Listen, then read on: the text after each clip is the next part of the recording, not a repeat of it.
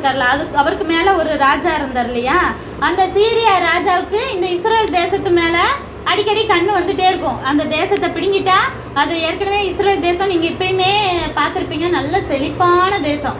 அதை பிடுங்கிட்டோம்னா நம்மளுக்கு ரொம்ப நல்லா இருக்குமே சொல்லிட்டு அவர் என்ன செய்வார், அந்த ராஜாவை கொல்றதுக்காக பிளான் பண்ணிட்டே இருப்பார். இந்த ராஜா எப்படி அவங்களுக்கு கீழே ஸ்பை ஆட்கள் வச்சிருப்பாங்க, அந்த இடத்துக்கு இங்க வருவாரு, அப்ப அங்க அவரை கொன்னுட்டு அந்த தேசத்தை பிடிங்கிடணும் அப்படின்னு சொல்லி பிளான் பண்ணிக்கிட்டே இருப்பார்.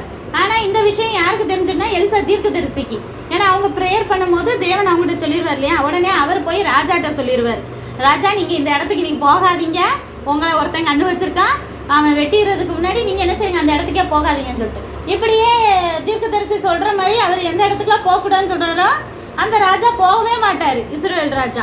உடனே இந்த சீரியா ராஜாவுக்கு பயங்கர கன்ஃபியூஸ் ஆயிடுச்சு. எப்படி அவன் இங்கதான் வருவான், நான் வெட்டணும்னு நினைச்சிருக்கேன், ஆனா கரெக்டா அந்த ராஜா அன்னைக்கு எஸ்கேப் ஆயிடுறாரு.